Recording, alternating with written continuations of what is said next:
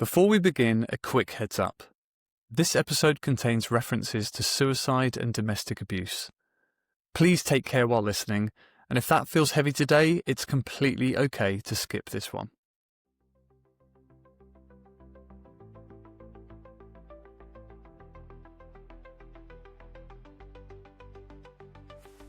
Welcome to the Brilliant Humans podcast, where we celebrate extraordinary people.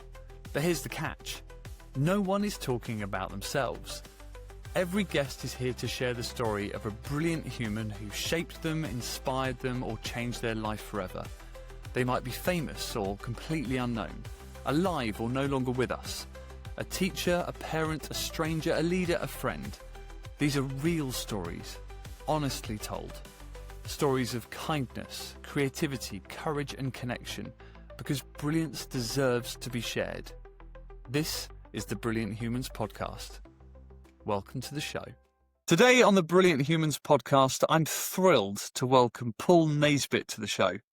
Paul describes himself as a survivor of domestic abuse, an advocate and volunteer, and is currently raising funds to create the first male refuge in the north of England.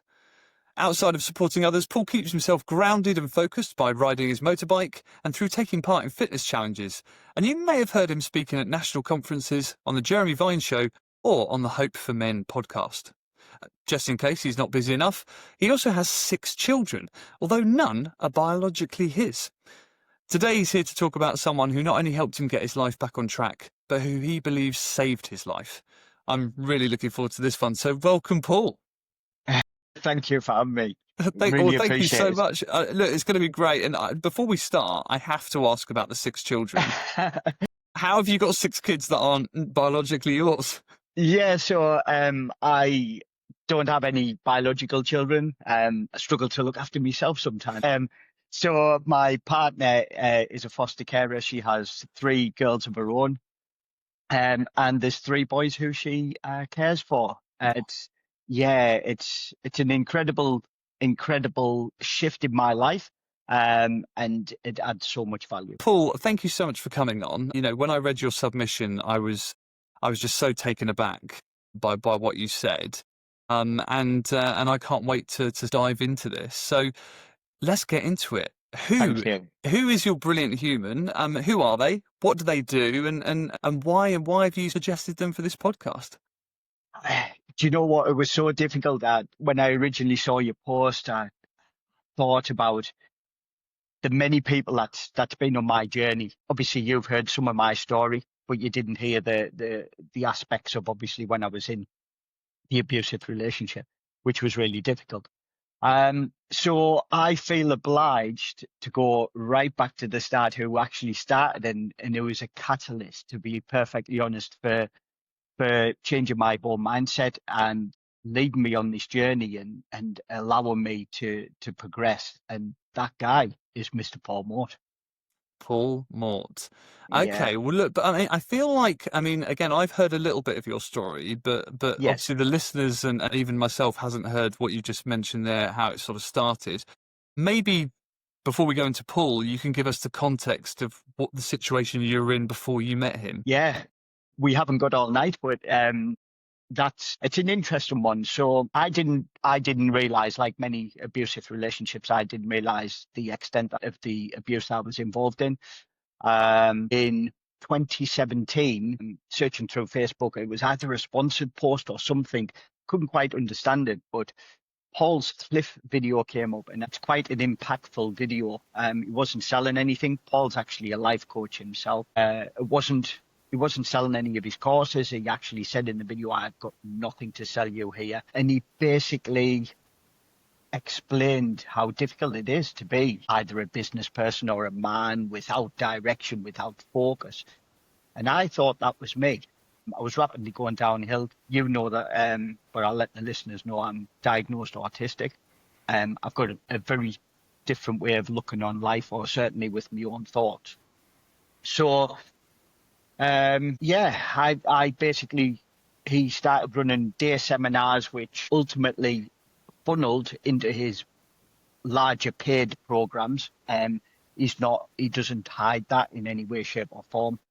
when I was going through, I started researching him and started researching some of his posts, and I realized somebody I knew was actually a friend of his and had been on one of his courses. So what I did was I contacted him and said, look, I'm thinking about doing this. What do you think? And his answer was so simple and powerful. He said, if you're asking me if you think that you should go on this day course, you've already answered your own question. And I was like, wow, powerful. Do you know, and these are all the, everything starts with brilliant questions, doesn't it? So I then, obviously, my finances were being controlled at that point, uh, although I wasn't aware of that. And I had to ask permission to pay the £197 to go and spend the day with Paul, which I did. And yeah, that's kind of how it kind of started. Paul, I've done a few of the day courses. I was never allowed. I could never release the funds to do his larger courses. But yeah, on his it's just quite interesting, isn't it? How it started. So I went on his day seminar to the Crown Plaza in Newcastle, and surrounded by a load of guys who basically had lost direction, and he was there to put everything right, And or and these try to. guys and these guys weren't necessarily victims of domestic abuse. They No, were they were just they were no. just guys that, like you say, just sort of wavered off their path and needed to come back to some sort of focus. Correct. So basically, Paul, he's expanded his type side of the business to help business people more now as well, because he found the vast majority who was using his paid courses were self-employed. So basically, what he does is he makes people understand and realize that you can't just channel yourself into one direction. So they either throw themselves into work, or they throw themselves into destructive habits, or the relationship suffers due to that. So in my eyes, from a domestic abuse point of view, everything was my fault. And because everything was my fault in the relationship, I'm like, oh, surely this guy can help us kind of get me some time back, maybe teach us a thing, even though I was in my 40s. Yeah, yeah. I mean, Yeah, we're always learning. I mean, wow. exactly. And that's the joy of when you have your mind opened up to that. But let me go back. I want to sort of come back to this point, but I want to go back to that first video that you saw, and so you Yes, called it the cliff video, and maybe we'll post yes, the link in the show description. But I'd appreciate that. what was your first impression then? What was it? Because we see so much content these days, but what was it about the cliff video that just went, Paul Naisbitt, this is for you? Yeah, so it was so powerful. So Paul attempted to take his own life. He was diagnosed bipolar. And I don't want to spoil the clip video, because I'd love it to get more airtime, to be perfectly honest. But he's from South Shields, so he's from the northeast, obviously further north than me. He speaks with a more powerful accent, which obviously we can relate to. Normal, as we can see, working class guy, who basically spent an absolute fortune going around the world trying to resolve these problems that he thought he had. And what he's done with his own course is piece together all the best aspects of everything that is being taught to him, and put it together into his own course, which was fantastic. But ultimately, in the cliff video, and I'm sure if you put the link on, there'll be other people watching this that'll just watch it and go, "Oh, my life is just describing me and Right. where I'm at." It's very powerful. And is it generally, so is it all men, or was there any women in his program? So interestingly enough, and the reason why I'm laughing, because it's quite, I know the full reasons, but he first started training just or working with just men, because he said, in his words, I've never been a girl, so I don't know. um, so, and when he was doing these day seminars as a channel, he actually tried to work with women. And incidentally, my ex-wife actually went along to one of his day courses. Now, I know now that was probably to find out exactly what was going on, and because there was zero change, zero attempt, no nothing at the time, which I'm sure you can appreciate. So it was more, I mean, for her, it was more about, let's see what Paul's up to. It was, again, going back to that Exactly, controlling aspect rather than an exactly. actual interest in what you were doing. Yes, Yeah, definitely. Yeah, wow. I mean, and so coming back to Paul, Yes, Paul Mort, we've got to yes, make sure we make sure we're talking about the right Paul. yes. What is it, do you think? I mean, you immediately thought of him as a brilliant human, and which, you know, it sounds like he really is. But what is it about him? Is it his kindness? Is it courage? Is it his creativity? Is it the fact he's been around the world and picked up? What is it about him that you would describe as brilliant? He takes an interesting approach. He's very, very hard hitting. He works a lot with accountability, and one of his words is "do what you said you would." So basically, it's something I'm ex-military, as you know from my talks. If I say I'm going to do something, you do it. That's the integrity that I have as a person, and that resonated with me. So he's very much about accountability, about doing what you said you would, and moving people forward at a pace that is very uncomfortable, to be perfectly honest. I certainly, to be honest, if I was in these longer paid courses at that time, because we're talking around the time of 2018, I wouldn't have been in a position to even complete it, thinking back now. So, we all say everything happens for a reason. It's quite interesting. Although I really wanted to do it, I was in a financially controlled environment that I wasn't able to spend the money to do these longer paid courses. But he puts out so much free content, and at the time, I was kind of listening to it, but it hasn't really sunk in until years later when I've started to realize, when I'm out of the situation that I was in, I was like, wow, that all makes sense now. Yeah, yeah, Yeah. and so, I mean, look, it sounds like he's had a huge impact on you then. But Yeah, definitely. and obviously, you know, he had an initial impact, and like you say, things happen for a reason. But thinking about these little light bulb moments that you've had since then, how has it changed? How's he changed the way that you think, you act, the way you see the world? So what he's done is he's opened up my mind to make me realize that I have always got a choice. And he's also, because of my trait, my autistic trait, I do research the life out of pretty much everything that I'm interested in, because I do need to understand it. So what he's done is he's opened the doors to, from the meditation that I've mentioned previously when I've done my talks. They're his meditation teachers, the people who used to work with him, who have now branched off and done their own mindset courses. I've done courses with them. And basically, he has just been that absolute kind of rock right at the beginning that's just exploded the way that I've researched and gone out and looked for other people. And so, I mean, obviously, because you've mentioned you've got autism and you're ex-military, so that's a particular case of person that he's working with. But I'm guessing he works with a range of people. So how does he manage to have the impact on different people in different scenarios? Yeah, that's a great question. I think ultimately you decide your challenges, if I want to put it like that. So what he does is, very basically, he does what's called the F5 system. So that's family, finance, fitness, and fun, being in there. And what you do is you score yourself in them areas every single day, and you write down your 3 wins of the day, which is where that comes from as well.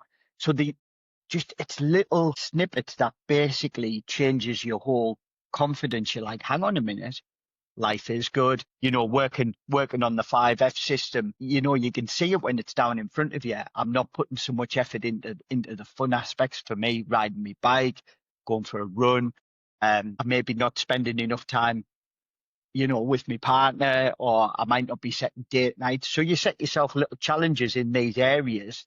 I'll take my partner on a date night once a week for the next 3 months, and you do it in blocks. You do it in blocks of quarters, and do you know what? It works fantastically for me. I know it works for other people, but certainly for myself, being that structured, being that organized, it really does resonate. Yeah, it's a framework, isn't it? It's so easy. So, Yes, so hang on, it's family. I think I might have missed one. It's family, fitness, fun, finance, and focus. focus. Okay, Yes. okay. And what? So what's the focus bit? Would that be like teaching yourself a new hobby or something like that? To be honest, I mean, he treats it as meditation. Right. But Okay.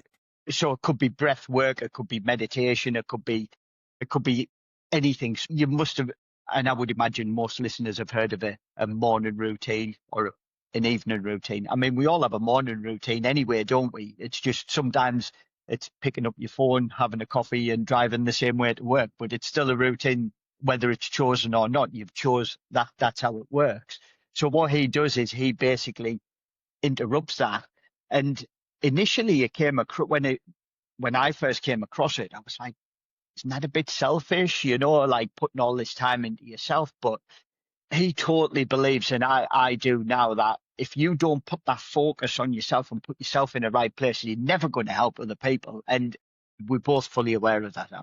Oh, 100%. I remember Yeah, I had a moment, and this was years ago, but I had a moment, I saw a realization, because I grew up, and if you look at, transactional analysis or drivers or scripts or whatever, belief systems that you create for yourself. And I yes, constantly believed that I needed to, be pleasing other people and, being yeah, perfect and being strong and all that stuff. And I remember I had this moment, it was an epiphany, and it was, I'm the only person I'm ever going to spend all of my life with. yeah, I'm the yeah. only person I'm going to spend every second of my life with. So I might as well work on myself, enjoy, and that changed things for me. And I really think it helps with relationships. And obviously you found that as well. Absolutely, absolutely.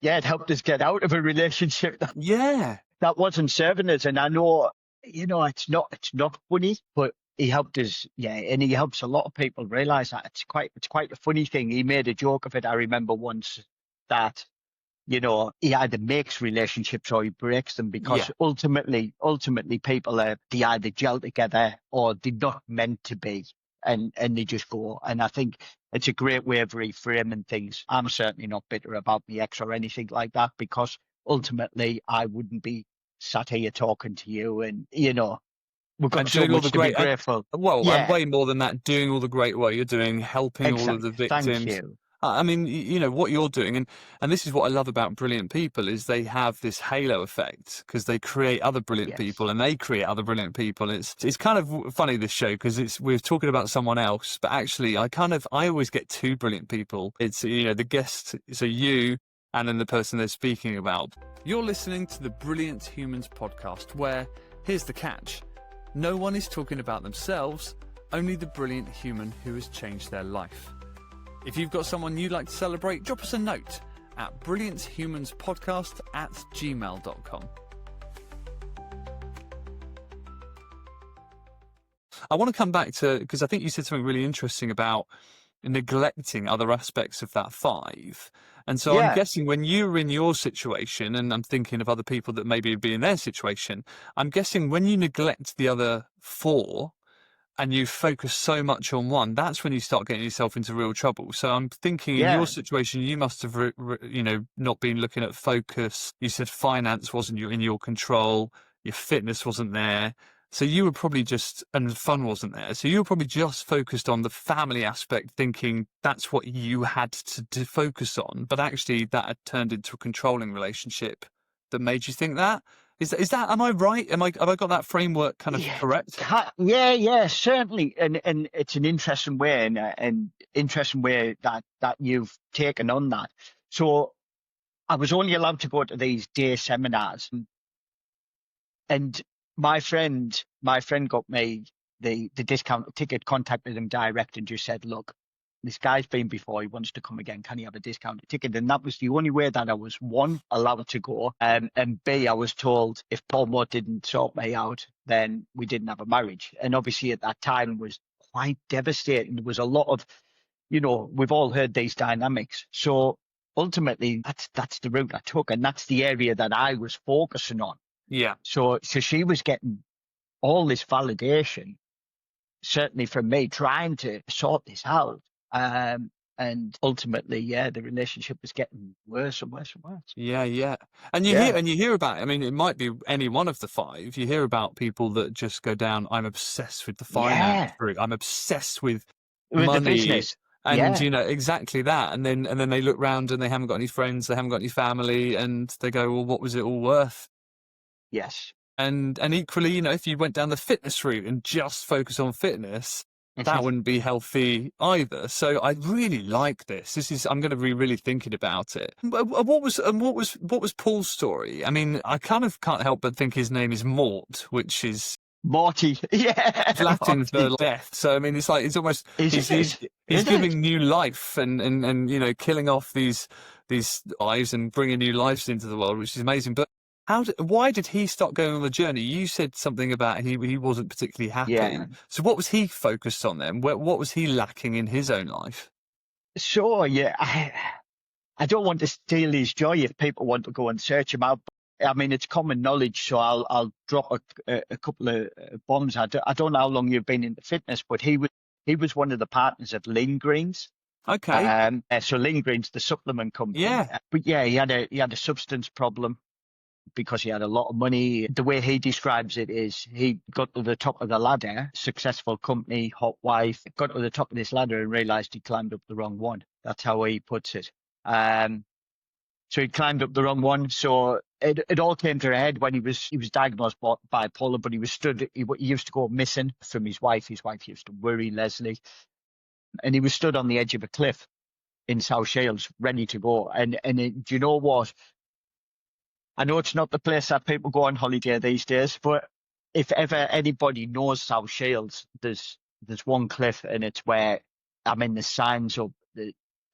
Yeah, I've got some photographs to remind me, but he was stood on the cliff and she found him and she basically stood in front of him and just said one thing to him which really changed his direction, and that was, do you really want your kids to grow up knowing that the father, and that was the leverage that he needed. I mean, and what a brave story to tell, because I think there is still such a taboo Yeah, around suicide, but as sadly you and I both know, it's the biggest killer of men under 50, certainly in this country, whenever I say that, I'm like, that cannot be right, but it is.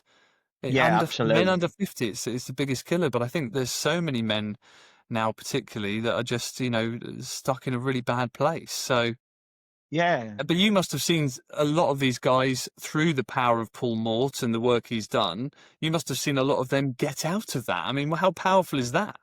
it's absolutely incredible because, interestingly enough, after these day seminars, he basically there's a couple of lessons that he taught me, which was, and the most powerful one, I've took a deep breath there, you probably noticed, because he said, you have the life that you're willing to put up with. And I was like, whoa. Yeah. Yeah. So I was sat there, and obviously, I'd just been discarded, for a major one. And it was around Christmas 2019. So when we're talking about suicide and pulling it back into that, um, yeah, I phoned the police out on Christmas Day 2019 to report everything that, Right. and that was I just wanted it to be on a significant day that I would never forget. Don't know why, but I picked Christmas Day. And to be perfectly honest with you, and I'm smiling and laughing because this was the framework that I was in at the time, or the mindset that I had. I thought the police aren't going to be that busy on Christmas Day, so I'm not pulling them away from anything more serious or what I thought was more serious. It's crazy, isn't it? Yeah. Um, so obviously I lost track with a lot of Paul's work because I was then taken back into the interventions team, into harbour support services for domestic abuse. I was taken in a couple of months prior, and they actually helped me do the timeline, and I was put on suicide watch as well. Wow. Well, and thank you for sharing. Thank you for sharing. No, you're welcome. Like I say, it's a taboo subject. It's something that a lot of us have been touched by in different ways. And sometimes it's really easy to think it's a really selfish thing, and it's quite the opposite. It's a lot of these I people think so. think they're doing the right thing for the people around them. And actually, if they could, you know, it's an illness, right? It's at the very Yeah. bottom of the barrel. And none of us ever want that person to do that. So thank you for sharing. And For listeners, I saw you speaking at a conference and I was just blown away. And one of the things that really Wow. struck me, and you've sort of mentioned it about Paul, is it's about the lens you look at life through, isn't it? And it's the choice. And like you say, you make three things every day, and you actually realize, oh my word, I'm actually quite lucky, and you can change your perspective on life. So is that something that you carry with you today that is one of the lessons you've learned from Paul? Yeah, absolutely. I mean, I did it for years anyway. I did it for years through him. Obviously, that stopped around the back end of 2019 and into 2020. And we all remember COVID starting. Was it? It was around March, wasn't it? Yeah, it March was time, March 2020. 2020. Yeah, when we got Yeah, locked down. exactly. Yeah. And do you know what? It was the best thing that could have happened to me. It was, it was like a breath of fresh air. It kept that distance. And thankfully, what Paul did is he did an online webinar. It was like, how can I reach out to people? How can I help people through this? And he did an online webinar. And every time he did an online webinar, I was like, I need to delve back in. And every time I went back in, although I was like, yeah, I've heard this. Hang on a minute. I didn't hear that the last time. Do you know, I was just getting snippets and snippets. And I implemented a system via Paul, my own system to basically just help me through them times. And although you've come across the lost cycle and healing isn't linear, although my life's a roller coaster now with 6 kids that aren't mine, but hey, he's basically propelled me. And obviously through his contacts and the people who's done his courses, they're now doing their own life coaching, etc. It's amazing. It's amazing. Yeah. And what I'm hearing there is it's not only about the change of mindset, but it's about putting the habits in place Definitely. and actually making sure it becomes a habit. And once you've got that habit, it just becomes part Yes, of your life, doesn't it? But that's the it toughest. does. The toughest part is actually making it a habit. Because if you did it for a few days, then forgot about it, It's not it's going to, it's not going yeah, to it's have not the going to work. no. No, But no. I mean, you talked about the ripple effect there that he's had. And now I'm thinking about it. I mean, imagine all of the people he's not only coached, but all of the people that have gone off and done the meditation stuff, and you, and then the people that you've all helped. I mean, but how would you Yeah, describe what's Paul Mort's legacy right now? yeah. I mean,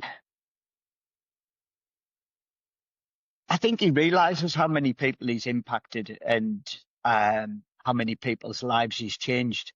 Um, and he's not for everyone, Jonathan. He's not for everyone. Like I said right at the beginning, he's very hard hitting, but he doesn't shy away from that. He has certainly an approach that not a lot of coaches have. He is empathetic, but he has his own way of doing it. And yeah, you do what you said you would. You're willing to put up with the life that that you need. And action is the only answer. He is all about that. It's really powerful, and he sounds like a truly brilliant person. So, I mean, do you keep in touch with him? Do you speak to him on a regular basis? No, no, not at all. Not Yeah. at all. I'm just another number on his Facebook followers. That's amazing, isn't it? And we've had a few of these. We've had a few because I assumed when we did this it would be people, maybe that people knew closely. But actually, we've had a few people, and sometimes there's people where they haven't even met them. They've never even met this person, but this person has had such an impact on their Yes. life that they see them as a brilliant human. And there's so many people out there. Um, but Paul, look, I mean, I've really enjoyed hearing about Paul Mort. I really hope he listens to this. And so if he does, it kind of leads me to the last question. What would you like to say to Paul now you've got the forum to do so? Um, I think without welling up, and you can tell I'm quite emotional now. Thank you is not enough. Yeah, he's really has saved my life. Ah, it's amazing. Well, look, thank you. And look, I hope you know that what you're doing is saving other people's lives. And what you're doing is so inspirational. I mean, I've only known you for a short time, but I see the stuff you're working on. And Thank I'm you. so delighted to have you on here and just keep doing the great work you're doing because, you know, Yeah, I Paul might appreciate be a that. brilliant human, but so are you. and I've really enjoyed you sharing your story and Paul's on here today. So thank you so much, Paul. No, thank you for the opportunity. Really enjoyed it. Thank you for listening to the Brilliant Humans podcast. If you've got a brilliant human you'd like to celebrate, then email us at brillianthumanspodcast@gmail.com to find out how to share their story. Or, if you've got someone you'd simply like to thank, why not tell them now? It might just make their day. And if you've enjoyed this episode, please don't forget to follow, like, or leave us a comment. It really helps more people discover these brilliant stories. See you next time.